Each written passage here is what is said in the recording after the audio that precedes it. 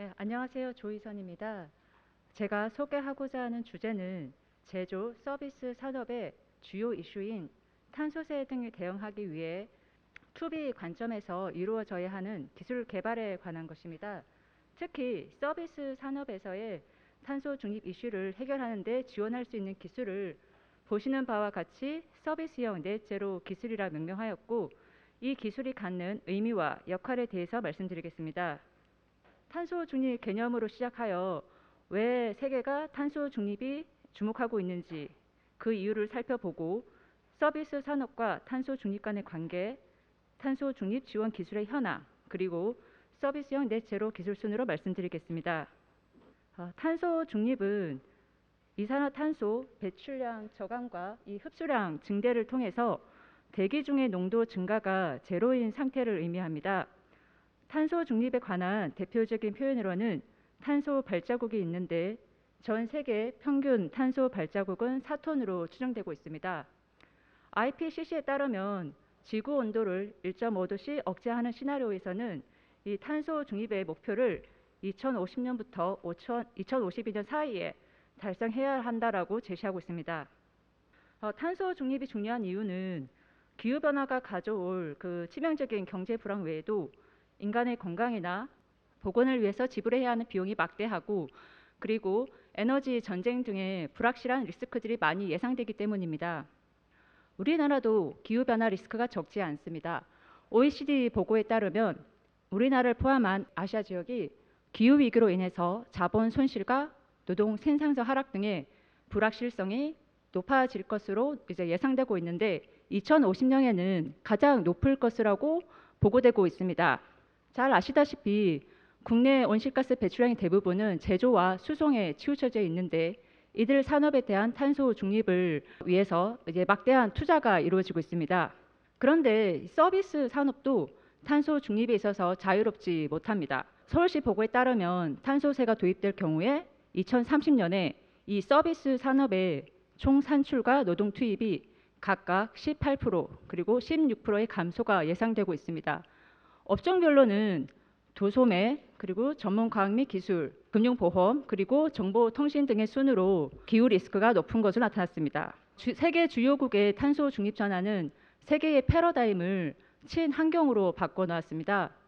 국제사회는 ESG 보고를 의무화시켰는데, EU 같은 경우에는 24년부터 도입할 예정으로 국내 유럽 진출 기업은 이에 대한 대비가 필요합니다. 그런데 국내 중소기업의 현실은 응답자의 90% 정도가 ESG에 대한 준비가 전혀 되어 있지 않거나 혹은 거의 되어 있지 않다라고 합니다. 산업부는 작년 12월 말에 K-ESG 가이드라인을 제시함에 따라서 ESG 경영 실천에 필요한 자본 설비나 인프라가 부족한 중소 중견기업을 지원할 수 있을 것이라고 기대되고 있긴 하지만 무엇보다 기업 스스로의 준비가 더욱더 필요한 시점입니다. 또 하나의 세계 이슈는 EU 텍소노미입니다. 친환경 산업을 분류하고 투자와 세금을 지원하기 유도하기 위한 것으로서 향후 ESG나 그리고 RE100 기업 활동의 평가 기준이 될 가능성이 상당히 높습니다. 전 세계 온실가스 배출량의 약 21%는 탄소 가격 제도로 관리 중에 있는데 64개 국가에서 이를 시행하고 있습니다. 그런데 탄소 중립에 필요한 탄소 가격은 매년 오를 것으로 전망되고 있고, 실제 탄소 국경세가 시행될 경우 23년에는 EU나 미국, 중국으로 수출하는 국내 기업이 추가적으로 지불해야 하는 비용이 6,100억 원이고, 그리고 2030년에는 1조 8,700억 원으로 전망되고 있습니다. 서비스 산업에서의 탄소 중립 이슈를 말씀드리기 전에 세계 시장 트렌드를 살펴보면 큰 흐름은 탄소 중립, 친환경, 그리고 지속 가능성입니다. 더불어서 비대면 서비스, 그리고 플랫폼 소비 등 온라인 소비 구조가 다변화되어 있고, 소비자의 니즈와 기술이 결합되면서 메타버스가 기업의 새로운 수익원으로 자리 잡고 있습니다. 최근에는 ESG, 디지털 전환, 그리고 이 둘을 결합한 트윈 트랜스포메이션이 메가 트렌드로 부상하고 있습니다.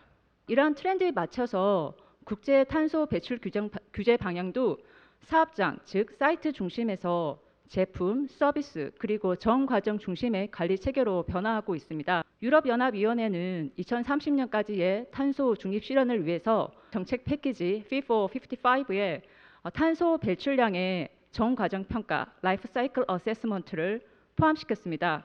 최근에는 종전에는 이제 탄소의 직간접 배출에 해당하는 스코어 1, 2에 초점을 두고 있었다면 이제는 제품, 서비스, 그리고 폐기 과정을 포함하는 스코어 3에 대해서 자발적이고 선제적인 관리가 필요하다라는 목소리가 높아지고 있습니다. 그 이유가 뭐냐 하면 여러 가지가 있는데 국내 이제 제조 수출 기반의 기업의 65%가 이 고객사의 스코어 3에 해당하기 때문에 미리 이제 대비할 필요가 있습니다. 제가 한 석유화학 회사의 전 과정 평가 사례를 소개할 텐데요. 이 회사가 탄소를 어떤 관점 그리고 어느 영역으로 보는지 엿볼 수 있습니다. 이 회사의 주요 제품 중 에틸렌의 경우에는 총 탄소 배출량 중 스콥 1, 2가 차지하는 비중이 35%인 반면에 스콥 3은 65%입니다. 그런데 이 회사는 이 스콥 3을 블루오션의 기회로 보았고 그래서 지속가능한 비즈니스 기술을 도입하게 됩니다. 여기서 말하는 지속가능한 비즈니스 기술은 친환경 원료로 전환하고 친환경 연료를 투입하고 저탄소 공정이나 탄소 포집 기술을 활용한 혁신 공정 등을 일컫습니다. 아까 이제 박영철 센터장께서 말씀하셨지만 물리적 인프라를 중심으로 하는 국가 차원의 탄소 중립은 지속 가능 측면에서 한계를 가집니다. 과거에는 제조업 중심에서 이 환경 오염 문제나 기후 변화를 바라봤다면 지금은 이 서비스 산업 증가로 야기되는 그 리스크에 이제 관심이 집중되고 있습니다. 비록 지금은 탄소 가격제에 포함되어 있지 않은 서비스 기업들도 머지않아 EU를 중심으로 해서 탄소세 부담을 요구할 것이기 때문에 선제적으로 이에 대한 대비가 필요합니다. 그렇다면 이제 두 가지 문제를 해결해야 합니다. 그 전에 이제 그 해결하는 방식 중에 하나가 이제 여러 가지가 있는데 세계는 이제 사실 이제 코로나19를 계기로 해서 이 서비스 산업의 탄소 발자국에 대해서 이제 주목하게 되었습니다. 그런데 제조 분야에서는 이제 상당한 연구가 이루어져 있었는데 그 이유는 상대적으로 온실가스 배출량 산출이 이지했기 때문입니다.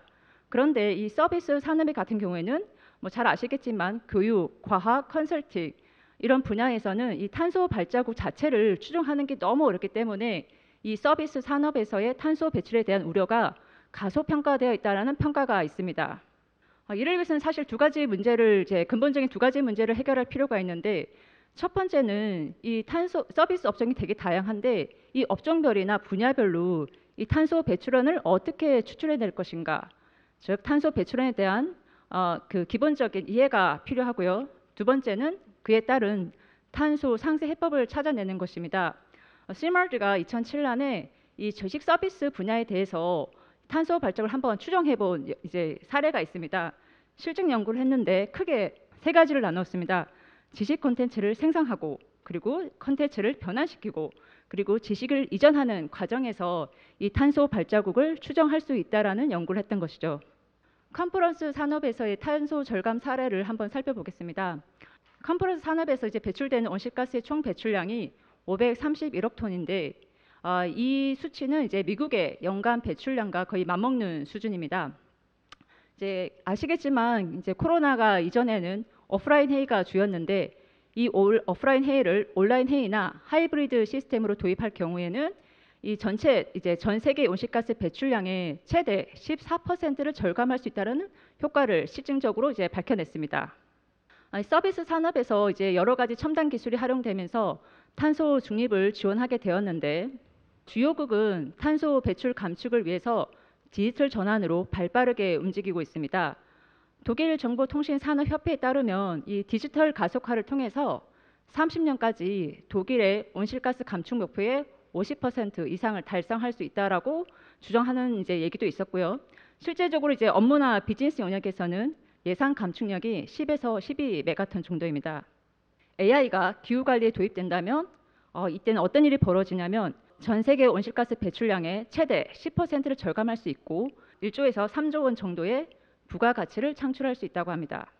메타버스는 오늘 기조연설에서 있었고 많은 얘기들이 있었는데 이제 이 메타버스가 최근에 이 지속가능 측면에서 해결할 수 있는 솔루션으로 이제 부상하고 있습니다. 앞서 말씀드렸듯이 이제 국제 탄소 배출 규제 방향이 사이트 중심에서 넷 중심으로 변하고 있고, 이 스콥 3에 대한 탄소 감축에 대한 수요가 높아지고 있습니다.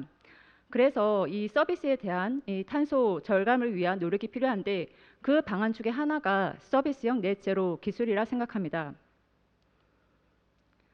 서비스형 넷 제로 기술이란 인간 생활에서 이 서비스 이용 행태에 따라서 이 탄소를 절감할 수 있는 여러 가지 행동들이 있는데, 이러한 행동들을 이제 분석하고 추적하고 최적화함으로써 지속 가능한 탄소 중립 서비스를 지원하는 기술이라 하겠습니다. 사실상 이제 머지않은 미래에 이제 저희가 넷제로 경쟁해서 뛰어들어야 하는데, 거기서 이기기 위해서, 우위를 선점하기 위해서는 이제 다음 세 가지를 준비해야 됩니다. 첫 번째는 이제 컨퍼런스 산업의 주요 배출원이 비즈니스 트래블이라고 밝혀진 것처럼 이 서비스의 분야별 배출원에 대한 추출이 필요하고요. 두 번째는 탄소 발자국 추적이 가능한 서비스 행동 지표를 발굴해내는 것입니다. 마지막으로는 이 전과정 평가가 이루어질 수 있는 서비스 기반의 LCA를 개발하는 것입니다. LCA를 뭐 처음 접하시는 분들도 있긴 한데, 이 LCA 분야는 사실상 10년 전부터 사실 있었던 거고요. 한동안 잠잠해 있다가 ESG가 이제 부상되면서 그 중요성이 되게 높아지고 있습니다. 그런데 지금 현재의 LCA는 제품 중심의 단순 분석과 노하우 중심의 컨설팅으로 이루어져 있습니다. 그리고 이 서비스 업종이 다양한데, 이러한 다양성을 이제 다 확보할 수도 없고 탄소 발자국 추정이 너무 어렵기 때문에 실질적인 환경 영향 평가가 어려운 사항입니다. 그런데 이 서비스 기반의 LCA를 개발하게 된다면 제품, 서비스에 대한 탄소 발자국을 추적하고 예측할 수 있을 뿐만 아니라 이 트레인 트랜스포메이션을 통해서 잠재적인 위험 요소까지 대응할 수 있는 솔루션을 제공할 수 있을 것이라고 생각됩니다. 궁극적으로는 이제 기업의 ESG 전환을 지원하게 될 것이라고 생각합니다. 이 기술의 전반적인 프레임은 비대면 서비스가 가능한 인프라에서 이동이나 거주, 레저, 소비, 업무 등의 서비스 행동을 최적화함으로써 이 탄소 감축의 선순환 구조를 만드는 것이라고 할 수 있겠습니다. 감사합니다.